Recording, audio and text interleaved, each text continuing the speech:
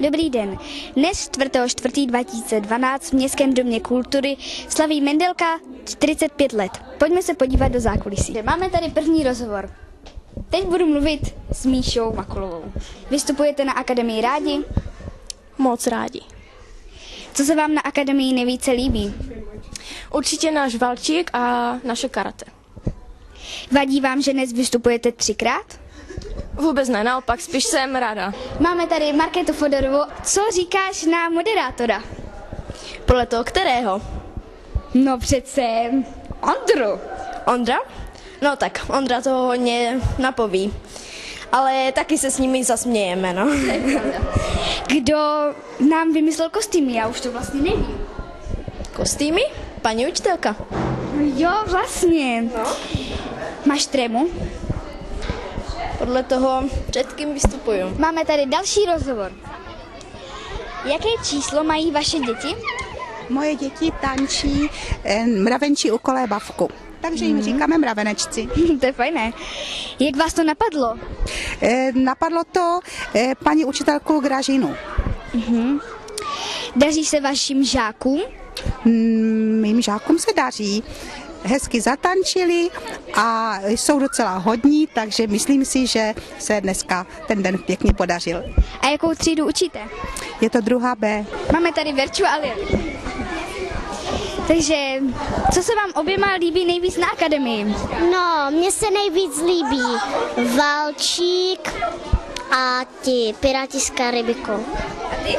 Taky Valčík a Piráti z Karibiku. Vadí vám, že dnes vystupujete už po 3? Nevadí. Je to spíš super? Jo. Nevadí. Dobře, já se taky těším, samozřejmě, že? Máte obě 2 trému? Ne. Ne. Tak to je super. Budeme tady mluvit s Valerií. Tak to běž. Uděláme speciálně 5 otázek. No. Takže, vystupuješ ráda na akademii? Než jenom ráda, já jsem velmi ráda, že tady vystupuju. Jako spolupráce, super.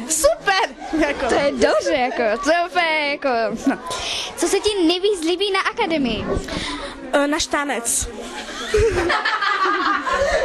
Tak to je super. To je jednoznačná otázka, to nemusíme ani nějak dál rozvádět. To jako si myslím, že jak se podíváte očima, tak to mluví za vše.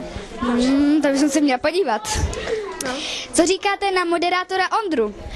Jako neříkám, že je špatný, ale já si myslím, jako, že by se mohli využít i jiní, ale dobře, jako když je to takové, tak jako dá se to, dá. Je to light. Měla jsi někdy v těch 2 koncertech, teda vystoupení trému? No neměla, protože jako já už tady tom asi, nevím, já už jsem asi z toho nějak jakože vyrostla. Kdo vymyslel kostýmy? No my jsme si to tak s holkama celkově jako spolu. Kamča.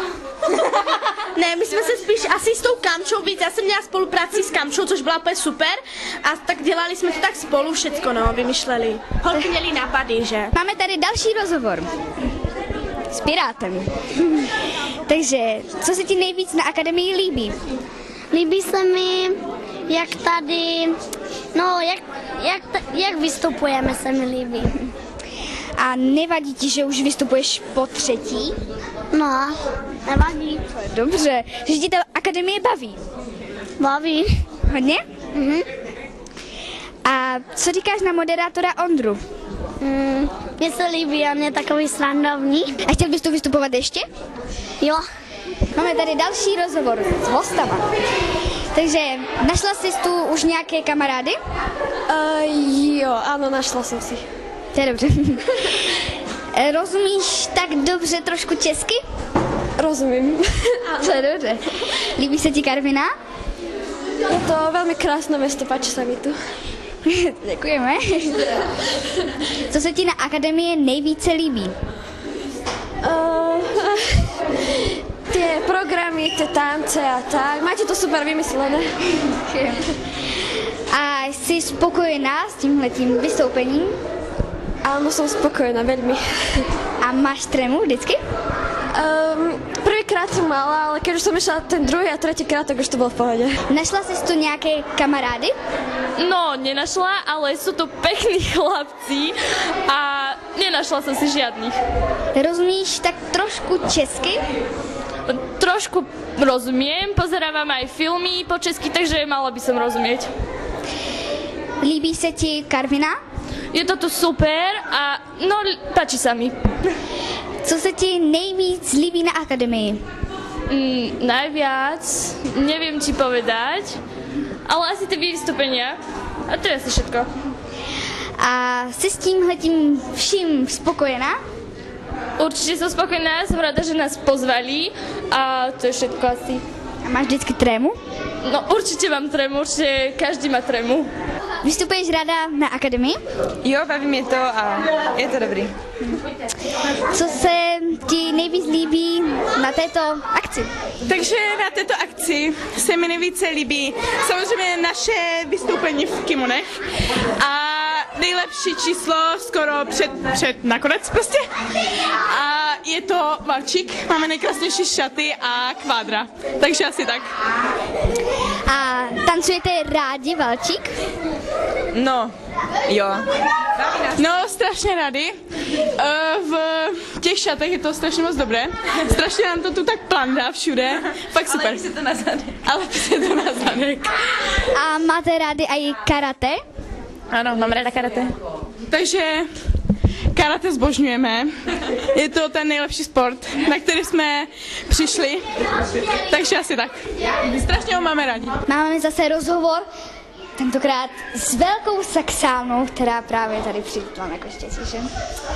Takže můžu se ti zeptat, Saxáno, kdo ti vymyslel kostým, nebo kdo vám všem vymyslel kostým? No, paní učitelka nám je vymyslela, že jaké budeme mít kostýmy a jinak jsme si je dělali sami.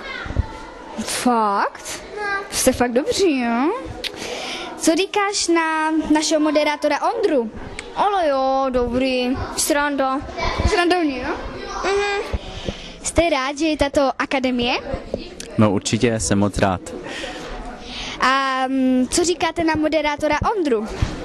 Moderátor Ondra si myslím, že je úplně nejlepší moderátor, jakého tady máme a jsem rád, že to uvádí zrovna on. Chtěli byste být znovu režisér? No, když si promítnu, kolik s ním bylo práce a starostí, tak ne, ale když zase vidím ten dnešní efekt, který to má a akademie jako celek si je, myslím, krásná, tak asi jo. Co se vám nejvíce líbí na této akademii? Nejvíce se mi líbí to, jak jsou ty čísla krásně připravená, to, jak se děti tím vystupováním baví a jak se baví také vyprodaný sál, který jsme už dneska 2krát měli. Takže máme nachystáno první číslo a teď se zeptáme ženy z těch krásných dam, jak se jim líbí akademie a tak dále. Tak co, jak se ti líbí akademie? Jo, ale mám trému. Ty máš trému? To je strašné. No a co říkáš na moderátora Ondru? Moderovat může dobře. Jo? Líbí se ti? To je dobře. A nevadí ti, že už vystupuješ po třetí? Ne. Ne, ještě nechoď. Takže já si chci jenom říct, že je to super. Ráda jsem na tady tu školu chodila, ještě rok mi chybí, ale to jako je super.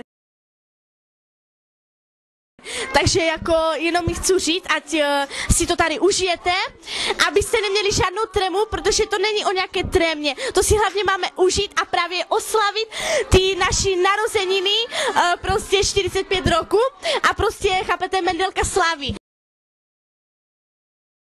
Počkejte, já ještě...